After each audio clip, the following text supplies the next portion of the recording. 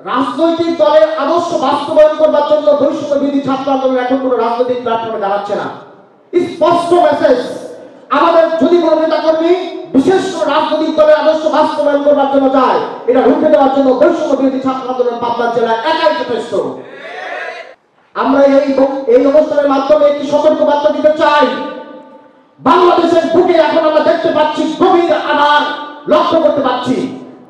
বিভিন্ন civil surgeon, প্রশাসনিক ব্যক্তিবর্গ, রাজনৈতিক ব্যক্তিবর্গ বাংলাদেশকে নিয়ে একটি নীল নকশা বাস্তবায়ন করার জন্য চেষ্টা করছে।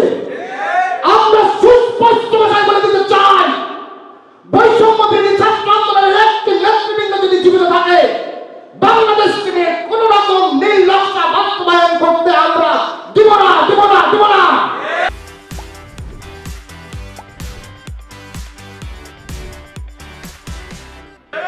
আমরা চাই এই ফ্যাসিস্টের কর্মী, ফ্যাসিস্ট দোসর যারা, বাংলার জমিনে তাদের কোনো জায়গা হবে না। যদি আমরা ইচ্ছা করি কালকে একটি আন্দোলন করব, এখানে যে দায়িত্বশীলরা উপস্থিত, আমরা যদি মনে করি কালকে শহীদ চত্বরে 11টার সময় পাবনার 10,000 মানুষ নিয়ে একটা আন্দোলন করব, সেটা কি সম্ভব? সেটা সম্ভব? আপনাদের এই বিশ্বাস, আল্লাহর উপর সেই বিশ্বাস আস্থা রেখে বলতে চাই, আমাদের গায়ে শেষ রক্তবিন্দু থাকা পর্যন্ত বাংলার জমিনে কোনো ফ্যাসিস্টের আমরা বিচরণ করতে দেব না। বাংলাদেশে এই বৈষম্য বিরোধী প্ল্যাটফর্ম যেন ধ্বংস না হয়, এই 24শে জুলাই আন্দোলনকে আমরা যেন পরবর্তী যুগের পর যুগ ধরে বহমান চলমান রাখতে পারি, সেজন্য আমাদের বৈষম্য বিরোধী আন্দোলনের এই প্ল্যাটফর্ম চলমান থাকবে। 1971 সালের মুক্তিযুদ্ধের পর এটা আমার ব্যক্তিগত অভিমত, এটাই বাংলাদেশের সবচাইতে বড় ইতিহাস এবং এই ইতিহাস বাংলাদেশের ইতিহাসে স্বর্ণাক্ষরে লেখা থাকবে।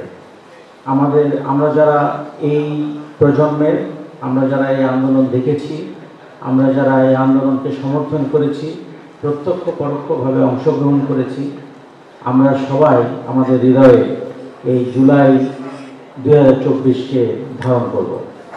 আমি ধারণ করব তো অবশ্যই, কারণ আমি এটা বিশ্বাস করি যে জুলাই 2024-এর যে আন্দোলন, এই আন্দোলনটা যদি না হতো তাহলে আমি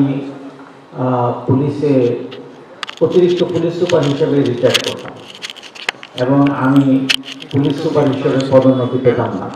তো আমার কাছে টাইটেলটা দেখে মনে হলো যে এই শব্দটা, যে বৈষম্য বিরোধী ছাত্র আন্দোলন, এই শব্দটাকে আমরা বৈষম্য বিরোধী না বলে ফেসিবাদ বিরোধী বললে মনে হয় আরো বেশি মানুষের হতো।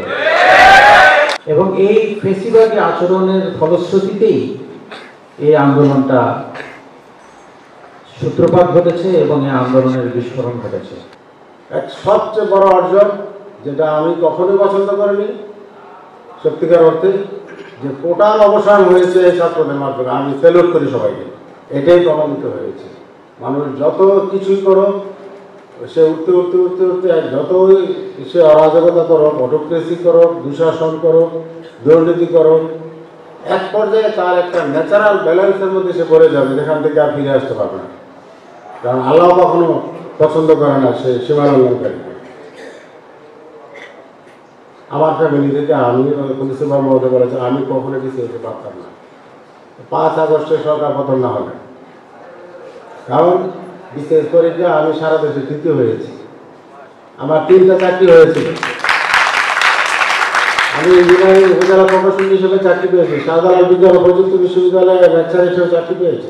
সর্বশেষ আমি প্রশাসনিক চাকরি দিয়ে এসেছি মানুষের সার্ভিস দেওয়ার জন্য, এবং সার্ভিস দিয়েছি আমি।